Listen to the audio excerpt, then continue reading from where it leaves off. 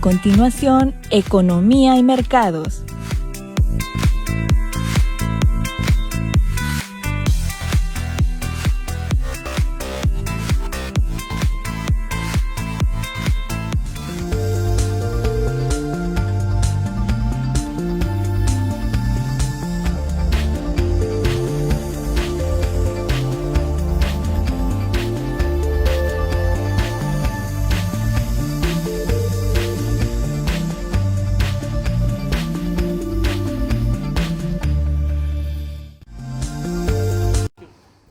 ¿Qué tal? Es un gusto recibirle en Economía y Mercados como siempre.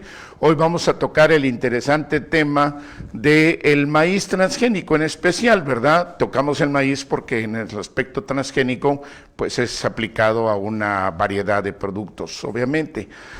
Usted sabe que pues se manejan de repente opinólogos, comentarios superfluos o lo clásico de que escuchamos un tema y a ver cómo nos hacemos la tendencia a favor o en contra, pero lo importante es ver este sentido, lo serio, este aspecto tan importante que trasciende fronteras.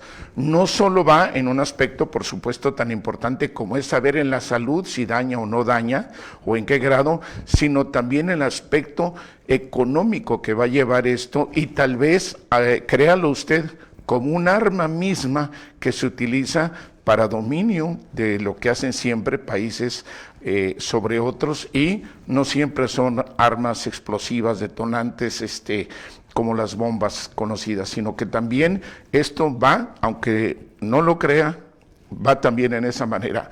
Tenemos grandes inversionistas, no solo son los de Monsanto, esta empresa que escuchamos tan ampliamente a través del mundo, tenemos gentes como el de Microsoft, ¿verdad?, el gran inversionista, y tenemos otros más que tienen tantas tierras que compran ahora, se salen de los softwares y compran tantas tierras que es impresionante el tamaño que rebasa, pues tal vez la mitad de algunos estados, y por el otro, también todas esas, no sé, producciones verticales, pero en fin, ¿qué hay atrás de ese aspecto transgénico? ¿Por qué tenemos que ver ese mundo tan profundo y tenemos que analizarlo para poder comprender por qué la presión dentro del tratado que tenemos Canadá, México, Estados Unidos, le ponen tanto énfasis, tanto empeño Canadá y Estados Unidos sobre México y tiene sentido o no lo que México se esté oponiendo? Entonces, para esto buscamos, ¿verdad?, Cruz Alberto Uca Hernández, ingeniero. Él es un hombre muy experimentado, un conocedor, es un hombre de academia, indistintamente de su carrera en su andar en la materia pública, social y privada, que es algo muy enriquecedor, un hombre que ubica, además dentro de todos sus ensayos, ¿verdad?, escritos que él da, docente, un investigador nato y una gente que comparte también en un interesante programa sus conocimientos. Por eso, pues vamos a tener con él esta plática como analista invitado. Muchas gracias, ingeniero Alberto Cruz, de verdad, por compartirnos tu expertise nuevamente.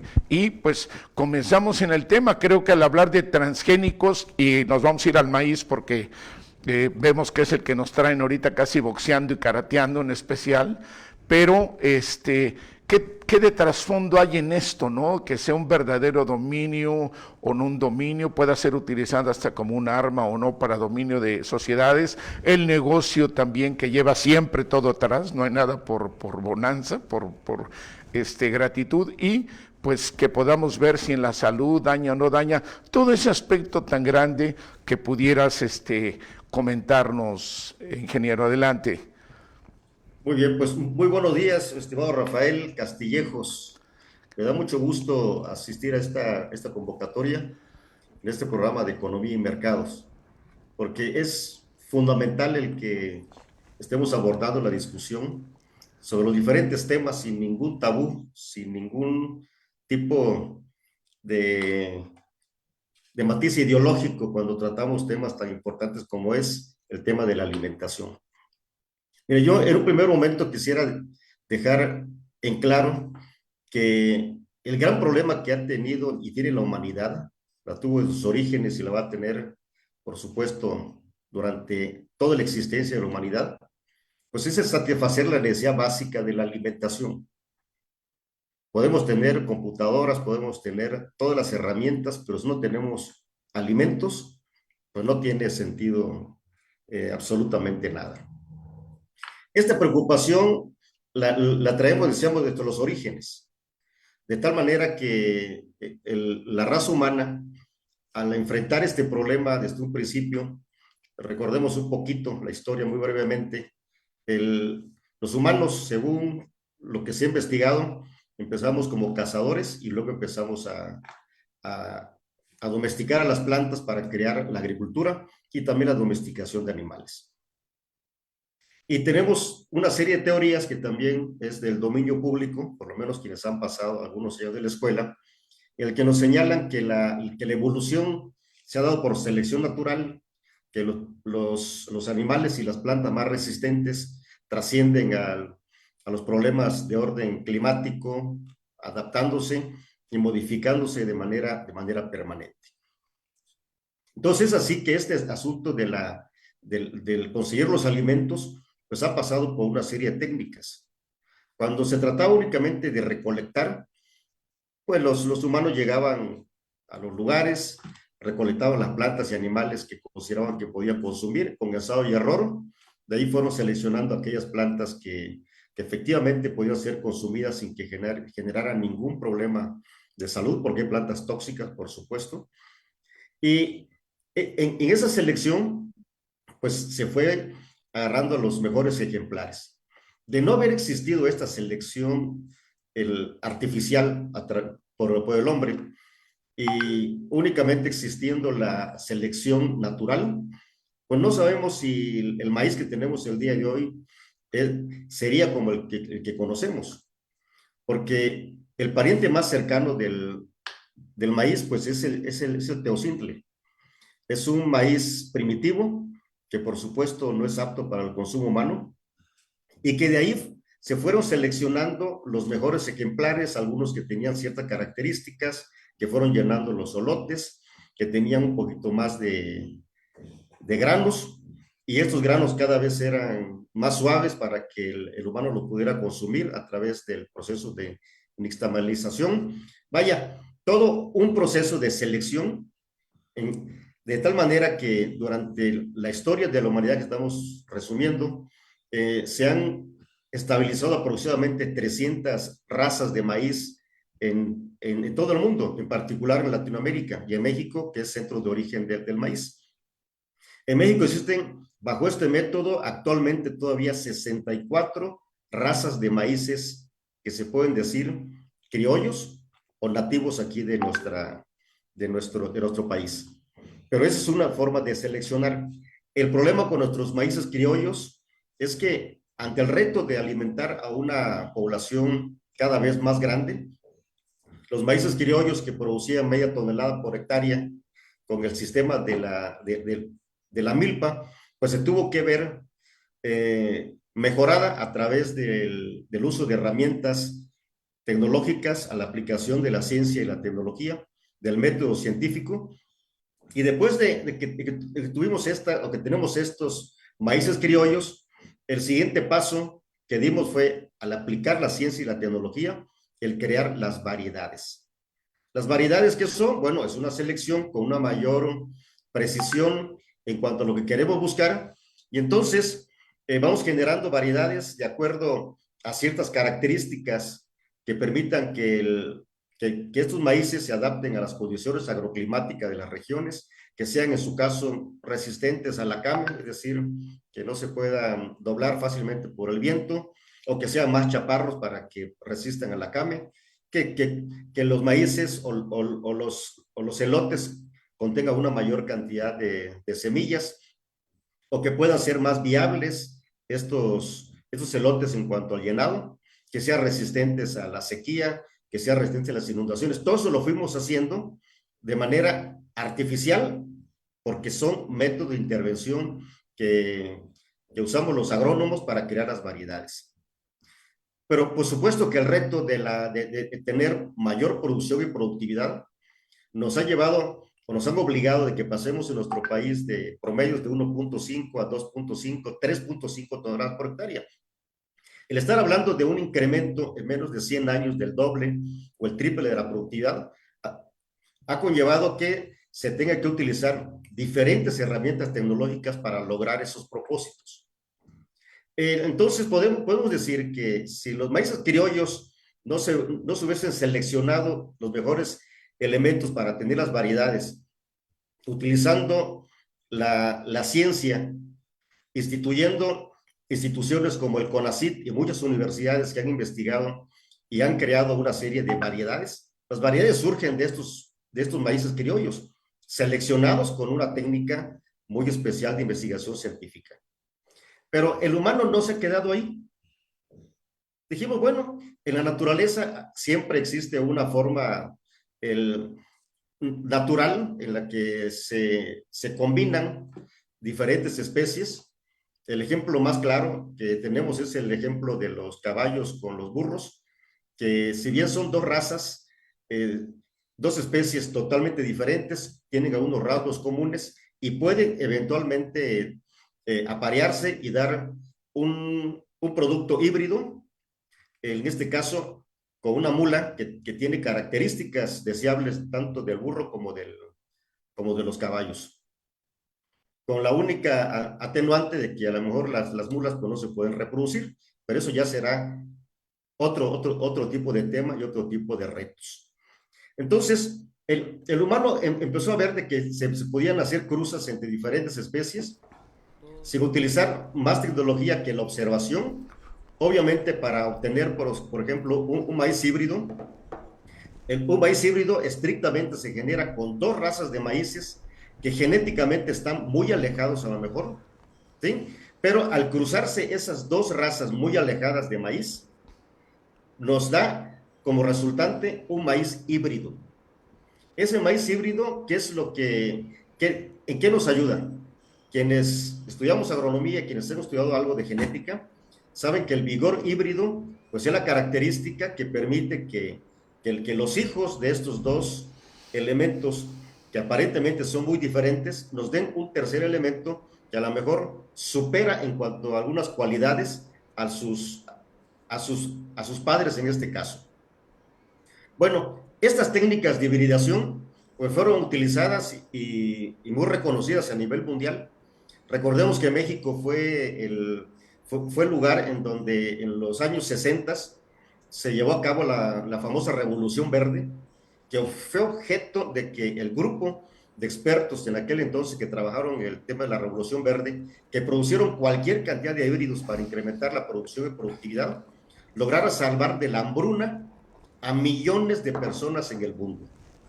Y eso les dio, por supuesto, que al equipo de Norman Borlaug pues fuera creador del Premio Nobel de la Paz, porque a través de la ciencia y la tecnología y la creación de estos maíces híbridos y variedades sintéticas, se logró incrementar la productividad de 1.5, 2.5 a 7, 8 toneladas por hectárea. Actualmente hemos logrado ya productividades, en el caso del maíz, arriba de las 12, 15, 20 toneladas. Pero este incremento en la productividad no se pudiera dar, por supuesto que no se pudiera dar ni por selección natural, ni por estar preservando únicamente los maíces criollos, y por supuesto, imposible de hacer con las técnicas normales de recombinación genética, porque el hecho de que tengamos dos híbridos, hay una recombinación genética. Podemos considerar que los híbridos hay dos tipos de híbridos, los híbridos que se hacen por métodos tradicionales de campo y los híbridos que se generan a través de métodos de laboratorio, que es ahí donde quisiera detenerme un poquito, porque después que este grupo de expertos en México nos ayudó a crear los híbridos de maíz que salvaron a millones de personas de esta amenaza del hambre, se ha desarrollado una técnica para que en lugar de que nos tardemos 40 años, 20 años, en el mejor de los casos, para poder liberar un híbrido o una variedad nueva, a través de la ingeniería genética podemos hacer que esta combinación, en lugar de que se haga en campo sin tener mucha información, porque no alcanzamos a ver qué es lo que tiene las células de cada uno de esos productos, pero con ingeniería genética sí. Y decirles que, bueno, cuando hablamos de productos transgénicos, pues es una palabra que desde mi punto de vista no es tan correcta. Tendríamos que hablar de organismos genéticamente modificados en laboratorio, porque evidentemente los híbridos son organismos genéticamente modificados en campo. La única diferencia entre un híbrido en campo y un híbrido en laboratorio es que en el campo se hace con las técnicas tradicionales de hibridación, es decir, el sembrar dos razas diferentes, mediante algunas técnicas lograr los cruces correctos para obtener las semillas híbridas. Y en el caso de los maíces o de los productos genéticamente modificados, bueno, este trabajo se hace en laboratorio y eso abrevia muchísimo el periodo en que se puede liberar una variedad que a lo mejor puede resolver muchos de los problemas que tenemos en el campo. Entonces, yo insisto de que no hay que tenerle temor al tema de los transgénicos, porque la recombinación genética sea de manera natural, con la intervención del hombre, con los métodos tradicionales o con la intervención del hombre a través de la ingeniería genética. Señor Rafael, mira, la ingeniería genética no es nuevo en nuestro país. Nosotros insistimos de que lo que ha sucedido en gran medida es que le hemos dejado la voz a quienes no deben tener la voz sobre el tema de la ingeniería genética, porque para eso están los expertos genetistas en México que tenemos muy reconocidos, que están trabajando muchos de ellos en las grandes empresas que están a la vanguardia en el tema de la ingeniería genética, y que por supuesto la ingeniería genética en cuanto a sus resultados, pues no únicamente está enfocado a la producción de alimentos, en este caso maíz, está enfocado a resolver problemas serios, tanto desde el punto de vista de la salud humana como del aprovisionamiento de alimentos. Actualmente los países desarrollados, y a mí sí me gustaría recalcar este tema, los países desarrollados en el mundo no tienen ningún problema con el tema de los organismos genéticamente modificados, porque estos organismos genéticamente modificados, si bien pasan por un proceso de auditorías, pasan por muchos procesos para poder liberarse, son mucho más efectivos el poder auditar, dijéramos, cómo se genera un organismo y qué implicaciones pueda tener desde el punto de vista medioambiental, económico o social, ¿sí? Para que estos productos puedan ser liberados. No existe el día de hoy ningún país en el mundo, y sobre todo los países desarrollados, que no estén vinculados su alimentación. Y no estamos hablando nada más de maíz, estamos hablando de la soya, del tomate, de la papaya. Todas las papayas en el mundo fueron producto de la ingeniería genética. Todas las papayas, o sea, la papaya, el que actualmente comemos, que llega al mercado chiquita, diferente a la que consumimos de manera tradicional, estas afortunadamente las tenemos todavía, porque ante un reto importante que estuvo en Hawái, por ejemplo, de que llegó el virus del anillo del Sí. papayo, con ingeniería genética Sí. lograron crear plantas resistentes a este virus. Y hoy en día podemos seguir consumiendo papayas. Correcto. Y con este ejemplo te puedo poner Sí. muchísimos ejemplos, tanto en plantas como animales, que Claro. las estamos utilizando y nos están generando un beneficio. Claro, El claro. ejemplo más claro, por ejemplo, para el tema de la salud, mi estimado Rafael, Sí. pues es el tema de la insulina. La insulina la producimos a través de ingeniería genética. Sí. Al estar utilizando una bacteria para poder producir la insulina, y cuántas vidas han incrementado su calidad de vida gracias a que tenemos una insulina que se produce bajo estos. Correcto. De tal manera que cuando hablamos de ingeniería genética, Sí. pues a lo mejor entran detalles de Sí, carácter ideológico. un sinfín, si me permites, Alberto, no, y además digo agradecerte porque sé la gran experiencia que tienes y qué ilustración nos das en toda esta evolución. Específicamente ahorita viendo, estamos, entendiendo que no es el transgénico, lo que dices que debe ser la modificación genética, que es la que se hace, que ese es el nombre correcto. La pregunta aquí sería, retomando nuevamente la particularidad del maíz por toda esta situación que se ha utilizado para hacer esa presión económica, ¿por qué el interés de que si no hay ningún daño a la salud en este maíz, como tú dices, que es modificado genéticamente, ellos lo están haciendo, pues no podemos dudar de su nivel de ciencia también y desarrollo en laboratorios. Que hay un trasfondo ahí que se habla. Vamos a pensar, qué bueno con esto que tú comentas, y yo me uno a eso y lo deseo, que no traiga problemas en la alimentación, ¿verdad? Del maíz que utilice el consumo humano. El otro aspecto que viene atrás es que, si también lo señalas muy bien, al ser, no sé aquí cómo se podría llamar esa modificación, también termina en que esa semilla no puede replicarse por sí misma. Sería una pregunta.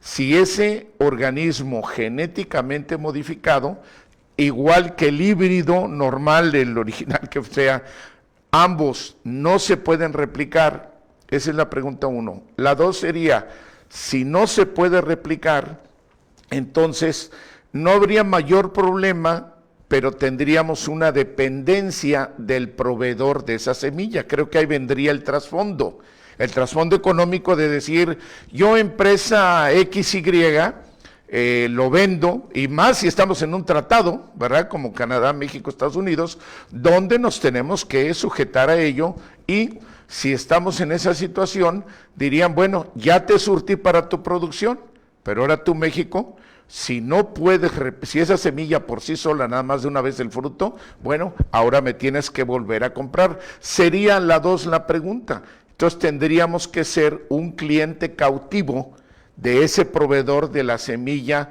modificada genéticamente, Alberto. Claro, por supuesto. Mira, Rafael, tú lo has señalado bastante bien y en tu pregunta está la respuesta. El problema del tema de los transgénicos es un problema de economía y mercado, como bien señalas en tu programa, porque evidentemente no se trata de que los transgénicos por sí mismos te vayan a generar un problema de la salud, porque es un híbrido hecho en laboratorio, punto. O sea, ahí no hay discusión. La discusión surge cuando nos encontramos en un mercado en el que hay muy pocas empresas que están produciendo este producto y que efectivamente, cuando se empezaron a liberar los primeros transgénicos, teníamos el problema del famoso gen destructor, el gen que inhibía la primera generación de maíces o de cualquier otro producto transgénico pudiera reproducirse. Ahí entramos en un problema ético, pero también en un problema de regulación por parte de los gobiernos. Este famoso gen destructor pues ya fue eliminado de los transgénicos de maíz, pero como todo producto híbrido, es lógico que no tenemos la garantía de que en la siguiente generación, si se siembra ese maíz, vamos a obtener los mismos rendimientos. La buena noticia de este tema es que el hecho de que ese gen destructor esté ahí y esté identificado, pues se puede eliminar con ingeniería genética. Y al contrario, si quisiéramos que ese gen se mantuviera, ¿sí?, a través de la investigación, por supuesto que un reto es hacer que esas semillas transgénicas puedan eventualmente seguirse reproduciendo y seguirse utilizando de manera permanente, como si se tratara de un híbrido. Pero entonces aquí entramos al tema de que efectivamente es un tema de economía y mercado, porque al ser muy pocas empresas, y en gran medida han sido las empresas privadas las que se han quedado con el mercado, porque hay una serie de tabús que limitan al gobierno, limitan a los gobiernos en general, y en particular a los gobiernos de los países en desarrollo, ¿sí?, como nuestro país, y por supuesto como los países de África y en general de Latinoamérica. ¿Por qué? Porque en nuestros países se han sembrado una serie de tabús en contra de estos productos que están siendo utilizados y desarrollados en los países desarrollados. Los países desarrollados han dejado por el modelo económico que esto lo hagan las empresas privadas. Pero eso de ninguna manera significa que debamos estar supeditados a que el mercado se siga desarrollando de esa manera. Porque como hemos sostenido, en el caso concreto de los organismos genéticamente modificados, se trata de un mercado oligopólico, donde está Monsanto, está Bayer, Novartis, algunas otras empresas alemanas. Fíjese, estamos hablando de empresas europeas y empresas norteamericanas. Estas empresas evidentemente están aprovechando todo el conocimiento que han estado generando para resolver problemas de sequía, problemas de que las plantas pueden resistir a plagas, a enfermedades, haciendo en laboratorio las mezclas suficientes para que esto pueda suceder. ¿Qué es lo que nosotros vemos en el caso de los países en desarrollo y Sí, particularmente México? Que correcto. no podemos hacer oídos sordos ni hacer como que no vemos. Es Yo correcto. creo que es importantísimo el que se incremente el recurso para Es investigación a correcto. través del CIMIT, del Politécnico, de las escuelas para tener esos materiales y competir en el mercado. Cualquiera lo puede hacer. En ese tema, Alberto, si me permites, claro, muy bien llevar ahí. Y aquí vemos que pasa lo mismo, como estamos tomando el maíz como un ejemplo, pero vemos que es una gama, pero también vemos que brinca las vacunas, el caso de las vacunas fue exactamente lo mismo, una cuestión análoga, pero ahí hablamos precisamente del grado de desarrollo de la ciencia y la tecnología, lo que bien estás comentando aquí ahorita, y podemos ver exactamente el bajo recurso que se da del Producto Interno Bruto de un país como es el nuestro para el desarrollo de la ciencia y tecnología. Esa sería pregunta número uno. También, ¿qué te haría tú que estás más inmerso en esto? Según los números que yo he ubicado, es muy bajo lo que se destina a ciencia y tecnología. Y tú que has estado muy bien en la materia de investigación genética, que además es algo ya que lo traes de vocación, es ¿qué grado de desarrollo tenemos en México ahorita esto?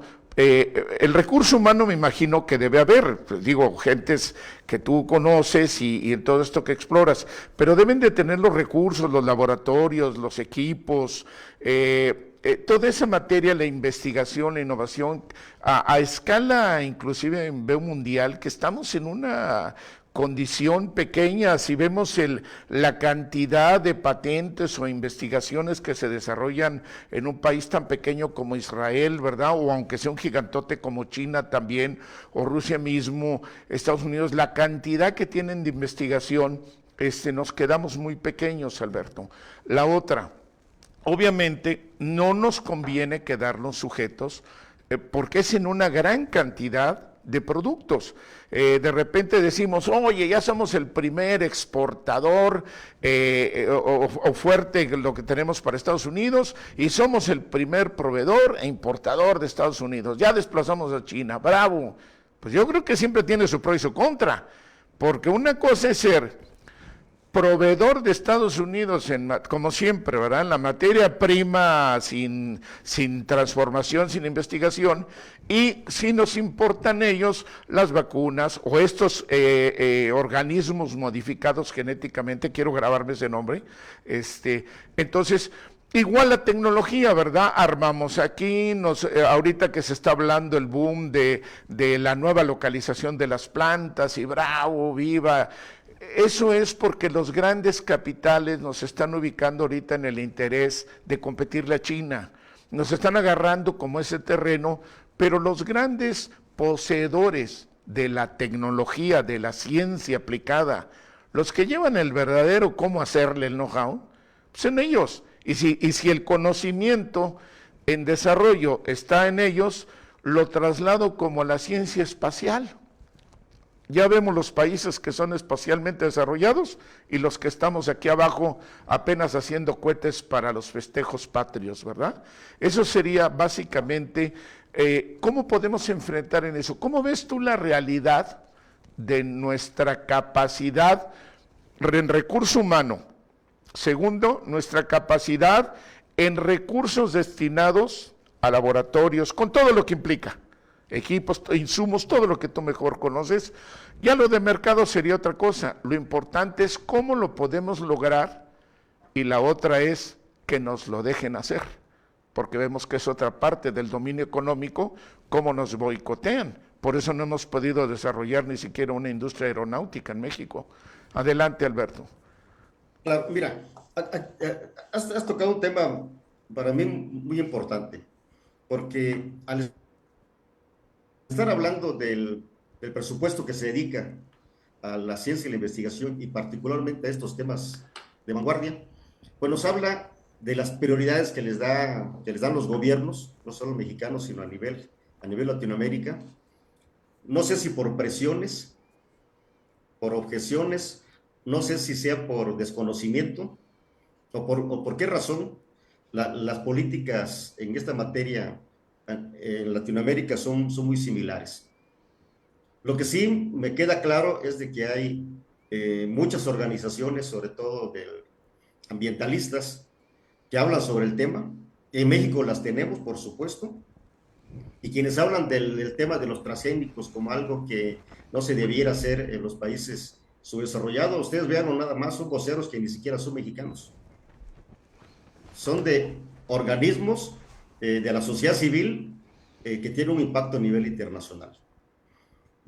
No me gusta especular, pero lo que sí me queda claro es de que en México existen los talentos, la información y las herramientas para desarrollar sin ningún problema esta tecnología.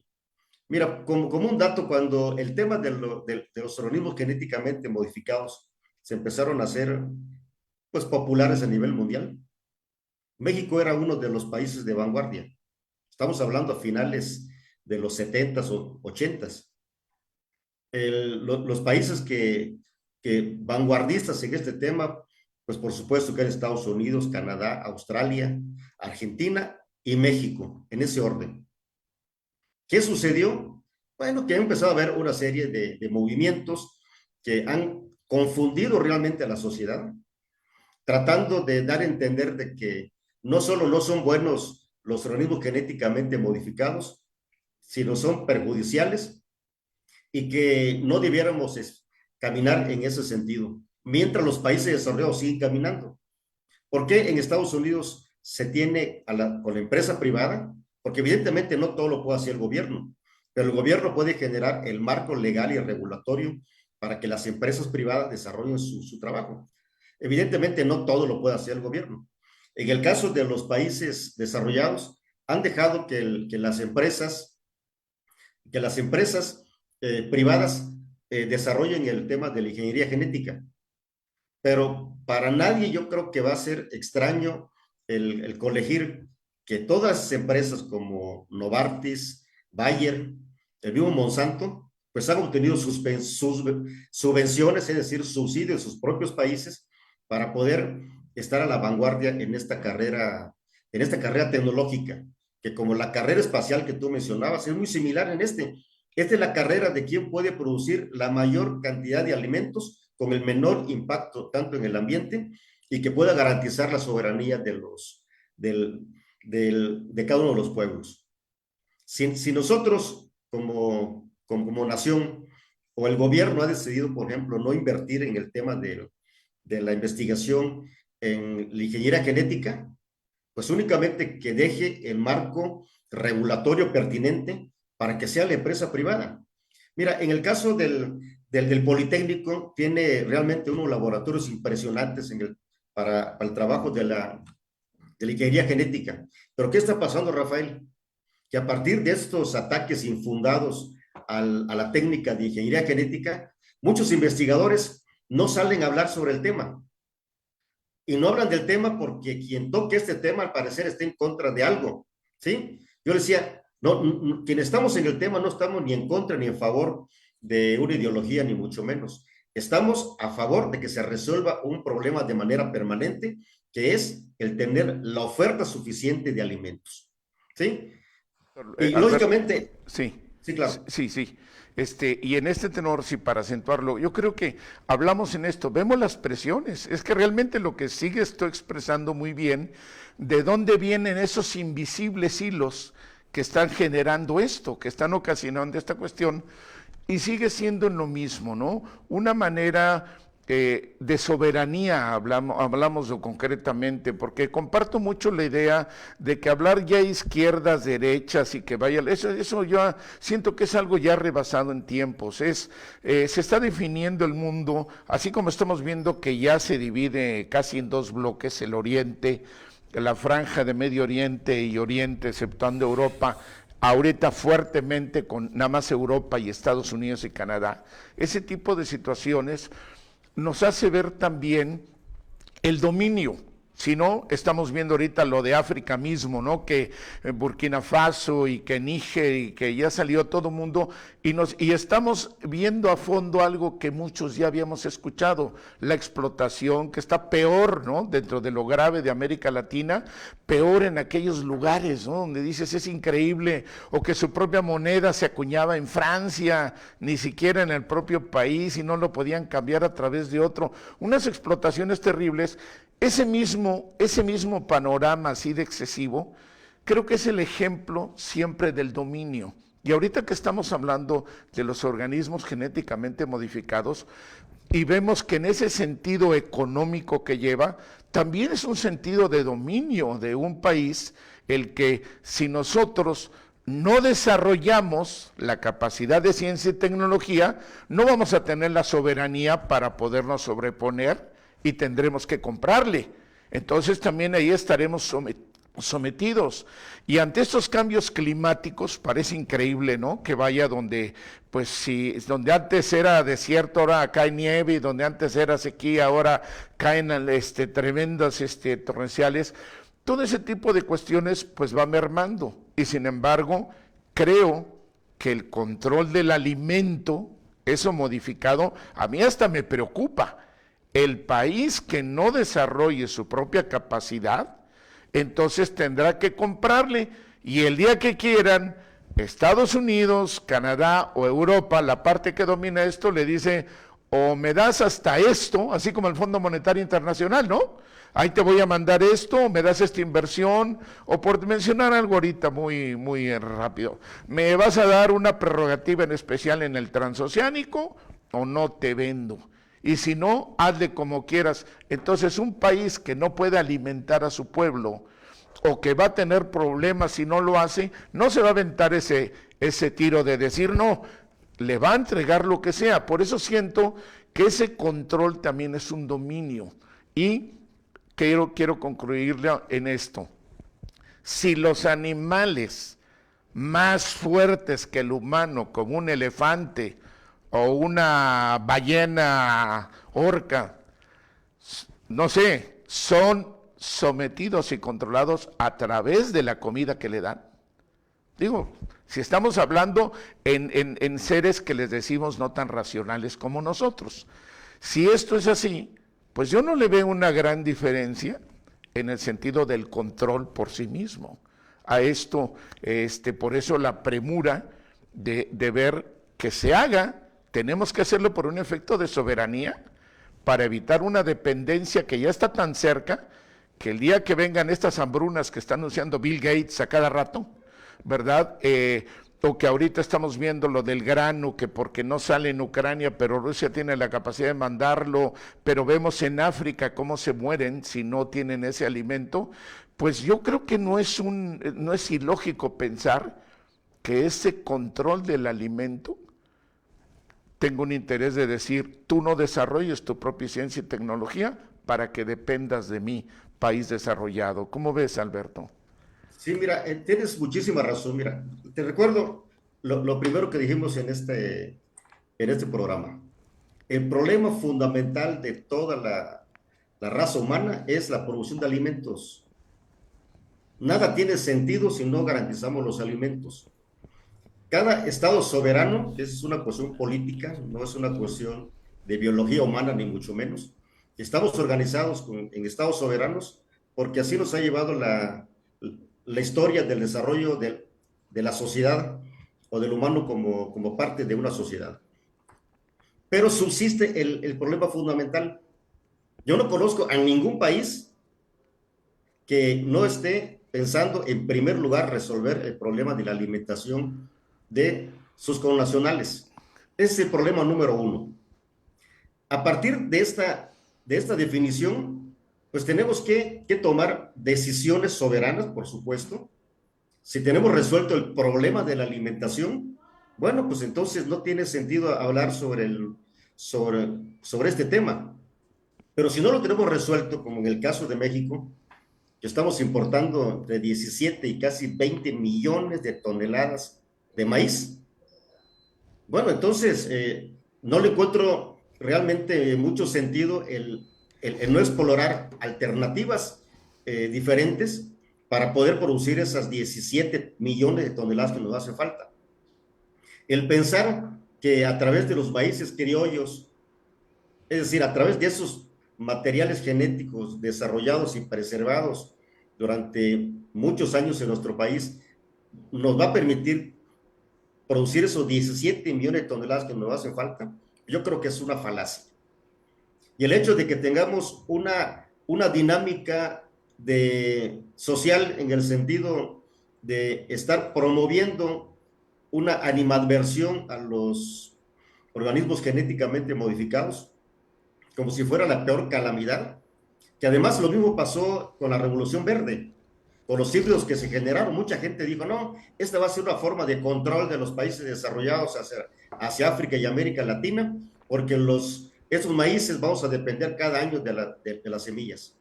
Esa discusión el día de hoy ya no existe. El productor ya sabe que si compra un híbrido, ese híbrido no lo va a poder recolectar, pero va a obtener una producción suficiente de tal manera que contribuya a la soberanía alimentaria. Entonces, mira, en este segmento, pues muy sencillo. Si lo que queremos es tener soberanía alimentaria en los granos, como en este caso maíz, arroz, que hay arroz transgénicos, por supuesto, trigo, hay trigos, ¿cómo se llama?, genéticamente modificados y demás. Si no queremos depender, porque estamos dependiendo, del maíz dependemos aproximadamente del 40%, del arroz cerca del 90%, somos dependientes del mercado internacional y estamos, por supuesto, importando arroces que son arroces genéticamente modificados. Estamos importando trigo que es genéticamente modificado, soya que es genéticamente modificado. O creen que estos productos que compramos en el extranjero, porque no los producimos en México, son productos que se producen bajo ciertas condiciones agroecológicas que son deseables para nosotros.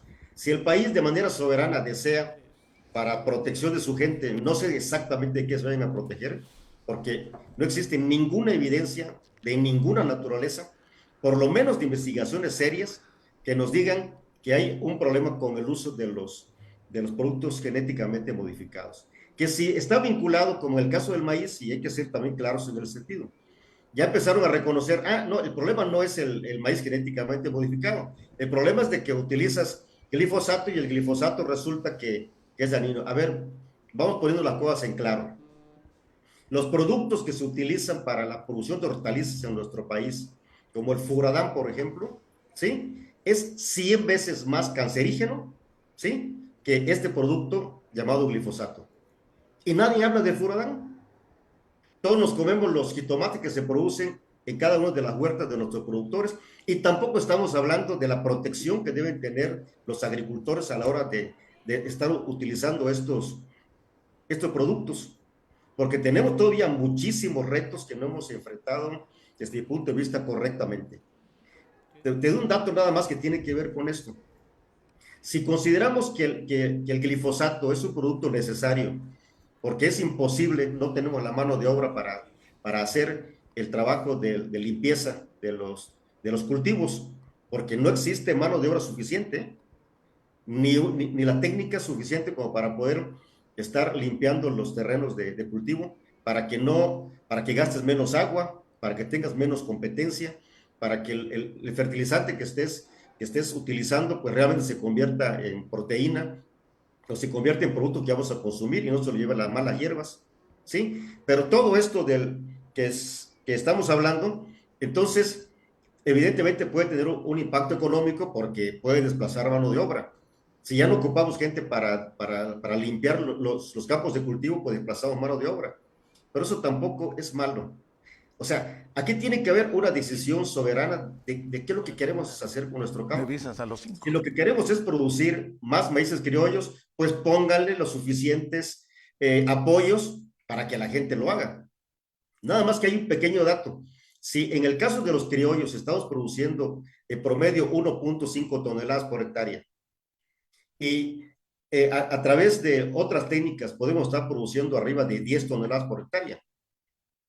Si quisiéramos que el pequeño productor tenga un ingreso similar al que tiene alguien que produce 10 toneladas por hectárea, pues tendríamos que hablar de una política de precios diferenciados entre los maíces criollos y los maíces que se han generado a través de diferentes técnicas, no necesariamente de la ingeniería genética, de la hibridación normal, que tiene su costo y por supuesto requiere una serie de apoyos.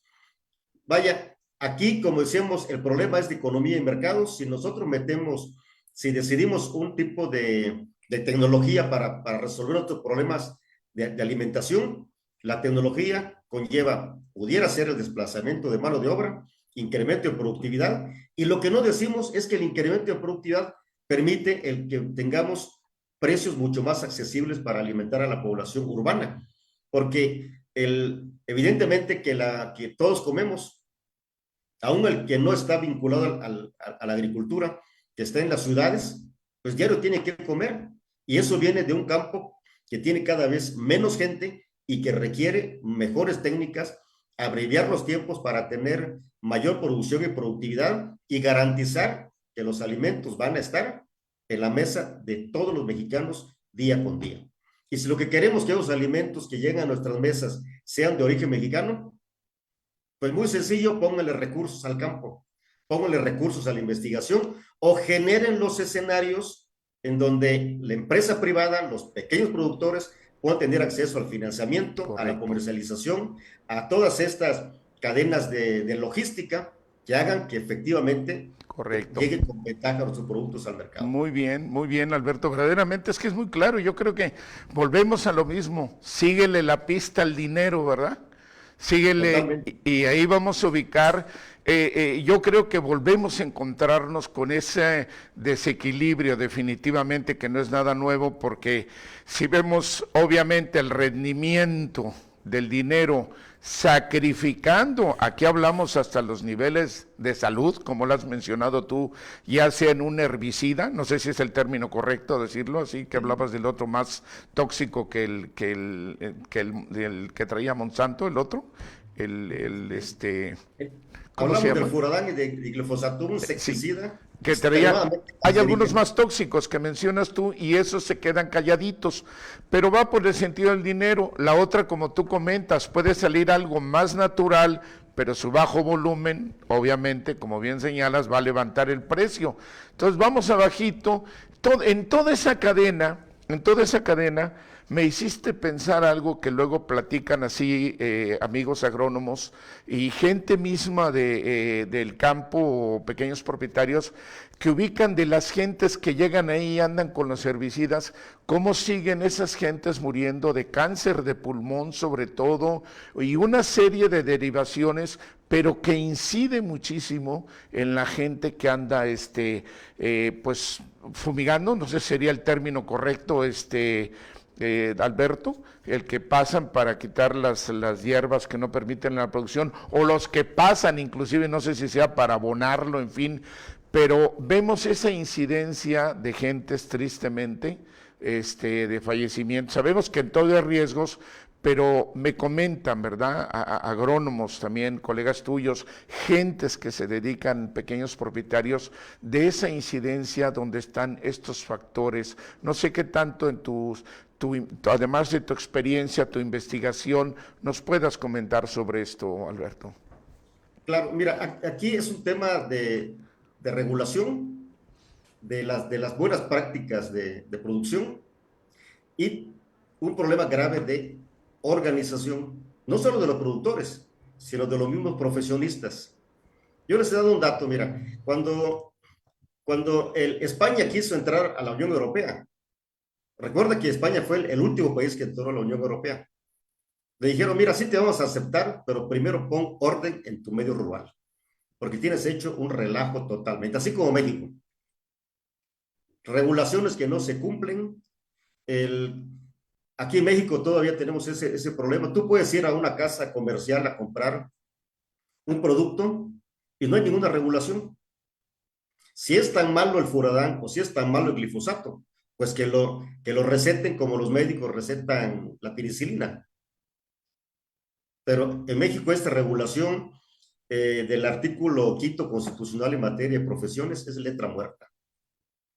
Si un profesionista quisiera ir a trabajar a Estados Unidos, se va a dar cuenta que tiene que pasar por los colegios de agrónomos, demostrar sus competencias y entonces sí puede puede trabajar como agrónomos.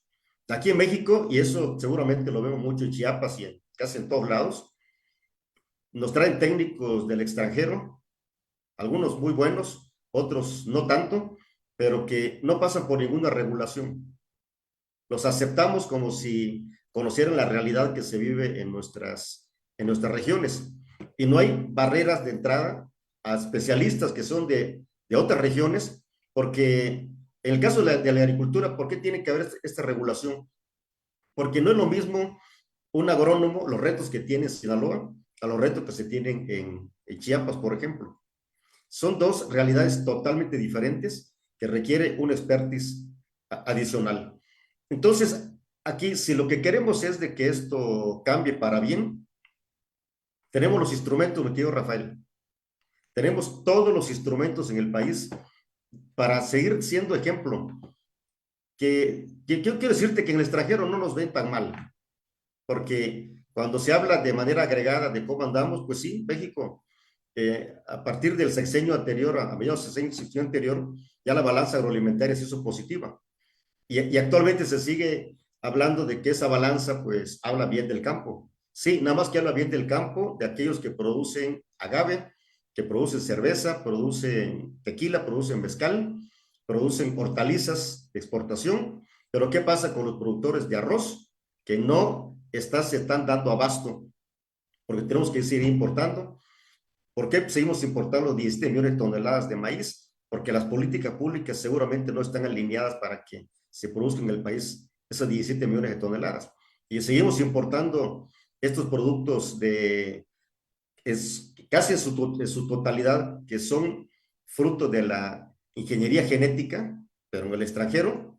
Bueno, pues será porque no estamos abordando el tema en la dimensión que debiera de ser si de soberanía alimentaria se tratara el tema. Muy bien, Alberto, de veras, si el tiempo nos falta, estamos ya concluyendo el programa, qué interesante, vemos que todo lo que nos falta, creo que esto sería la rectoría pública, falta que se aplique también, como bien mencionas, si hay una regla y no se aplica toda completa, pues es como un partido de fútbol que si no marcas bien los penaltis, pues nunca van a ver. Y yo creo que esa situación habla de que hay que abocarnos al apoyo verdaderamente de nuestra gente, como siempre, es el mejor recurso de una sociedad, de su gente, somos lo mejor que puede tener una sociedad y creo que aquí nos falta vertirlo. Es muy excelente tu conocimiento que nos compartes. Tenemos pues prácticamente que un minuto. Si algo me faltó por preguntar y quisieras decir, por favor, tenemos un minuto, Alberto, si eres tan amable. Bueno, mira, yo creo que tenemos un gran reto y ese reto, comunicadores como tú, mi estimado Rafael, pues nos ayuda bastante porque en la discusión sobre los temas torales de la producción de alimentos tenemos que darle las voces a las personas calificadas, a quienes tienen realmente el conocimiento, en el caso específico de los organismos genéticamente modificados, pues sean los que nos den las opiniones y sean los médicos los que nos puedan señalar si existen evidencias o no, y no estemos únicamente haciendo caso a las voces que, insisto, y lo he observado, voces de gente que ni siquiera son mexicanas, que están defendiendo, entre comillas, esta famosa soberanía alimentaria, dejándonos en una gran indefensión por no entrar a tiempo a este tema que resuelve y va a resolver el alimento del día de hoy y del futuro. Correcto, muy bien, Alberto, pues muchísimas gracias. Creo que nos queda en una producción, ¿cómo estamos ya. El tiempo? Tenemos, por favor, estamos, bueno, pues aquí estamos, por favor, en día correcto, ya no hay más tiempo. Y lo que podríamos tener en conclusión, básicamente, ¿estamos en línea, en pantalla, por favor? Sí. Estamos teniendo sustancialmente la conclusión con este comentario que nos hace nuestro experto analista, que tenemos que ver ya en una rectoría pública, tanto la parte privada como la pública, para hacer en lo social lo mejor, es que necesitamos que los cargos, ni modo, es algo muy difícil, pero tenemos que hacerlo, que se den por el mérito, que no se den por el compadrazgo. No se pueden dejar las líneas de amistades, pero creo que se debe de tener al especialista o al conocedor en un área y no tener a la gente improvisada, porque si no eso genera muchos problemas. Y por el otro lado, saber que hay muchos prejuicios que realmente son los que generan los perjuicios que nos damos socialmente, y que en México tenemos gran capacidad de personas. Necesitamos que se dedique más a la ciencia, a la tecnología, al desarrollo, para producir mejor en bien de una condición socioeconómica. Muchísimas gracias, Cruz Alberto Uca Hernández, ingeniero, por compartirnos tu expertise, y esperamos tenerte en otro programa de Economía y Mercados. Por supuesto, muchas gracias. Correcto, y a usted, como siempre, agradecerle su presencia, y estamos en el próximo programa. Hasta pronto.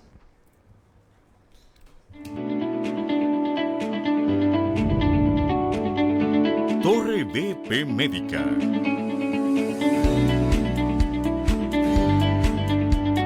Consultorios con el mejor modelo de servicios incluidos, con el mejor precio.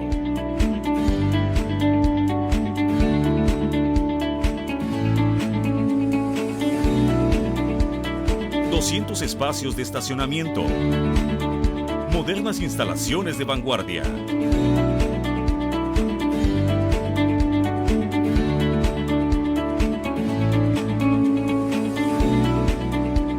Y las mejores prestaciones de servicios. Ven y conócenos.